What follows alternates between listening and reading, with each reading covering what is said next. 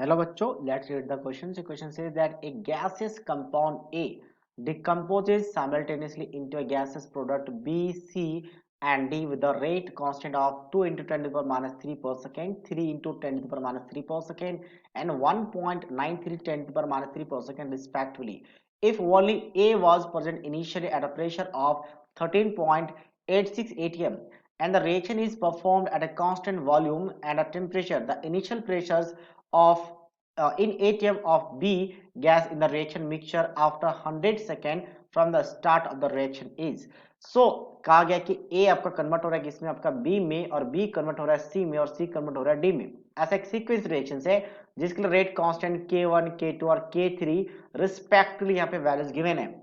तो इस केस में ये आपका फर्स्ट ऑर्डर रिएक्शन, जनरली ये सारे रिएक्शंस फर्स्ट ऑर्डर रिएक्शंस होते हैं और सेकंडली यहाँ पे अगर देखा जाए यूनिट से पता चलता है अगर रेट कांस्टेंट अगर पर यूनिट टाइम में है तो फर्स्ट ऑर्डर रिएक्शंस होता है। तो क्लियरली ये फर्स्ट ऑर्डर रिएक्शंस का इक्वेशंस है। So basically हमें पूछा है partial pressures in atom of the B gas in a mixture after 100 second from the start of the reaction is। So इस केस में हम क्या कर सकते हैं कि हम partial pressure B का निकाल सकते हैं मतलब first order reactions। तो फर्स्ट ऑर्डर रिएक्शन में कंसंट्रेशन या पार्शियल प्रेशर की बात करें किसके इक्वल आता है, तो हालांकि इसमें डेरिवेशन थोड़ा सा अलग आता है। यहाँ पे क्या आता है आपका K2 क्योंकि इनके साथ भी इन्फ्लुएंस होंगे तो डेरिवेशन करने के बाद एक्चुअली सीक्वेंशियल रिएक्शंस के बहुत सारे फॉर्मुलेज होते हैं जो हमें याद रखने पड़ते हैं डायरेक्टली क्योंकि डेरिवेशन थोड़ा सा लेंदी होता है। So that is K1 K2 plus of K3 ये फॉर्मूला होता है into of initial concentration of the A that is reactant या फिर हम concentration प्रेशर का फॉर्म लिख रहे हैं तो P नॉट A लिख देंगे initial and 1 minus of E to the power minus क्या आ जाएगा K1 plus K2 plus K3 into T। अब ये टाइम मुझे पता है K1 K2 K3 पता है P नॉट पता है सारी चीज वाले पता है बस हमें फैलो रखना है और कैलकुलेट करना है। तो अगर मैं K2 की बात करूं तो K2 वाला सेकंड वाला वैल्यू है that is 3 into 10 to the power minus 3।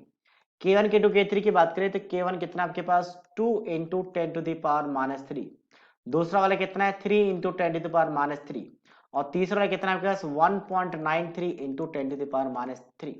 ठीक है, और इनिशियल प्रेशर कितना गिवन है क्वेश्चन में दैट इज बेसिकली कहां पे गिवन है ये 13.86 तो 1 minus A to the power. अब ये इनको ऐड करेंगे 10 टू द पावर माइनस 3 को कॉमन ले सकते हैं हम, तो हमने कॉमन ले लिया।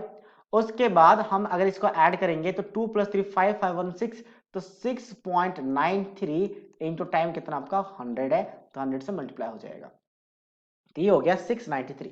ठीक है, अब हमें वैसे इसको कैलकुलेट करना है, बाकी सब कुछ आ चुका है। कैलकुलेशंस के बाद हमें फाइनल प्रेशर निकाला जो है पूछा गया है। ओके, एक और चीज यहाँ पे नेगेटिव दिया और 10 पर -3 भी तो था, 10 पर -3 था हमने कॉमन लिया था तभी तो 6.93 बना था।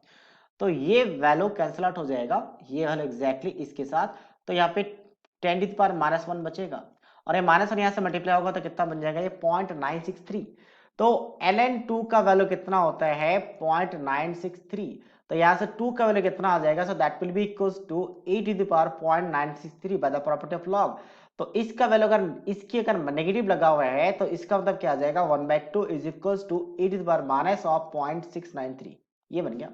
यहाँ से अगर 0.1 मल्टीप्लाई करेंगे तो 0.963 नेगेटिव आ जाएगा तो 1/2 है और 1/2 रखेंगे तो हाफ बन जाएगा, बाकी हमें कैलकुलेट करना है सिर्फ।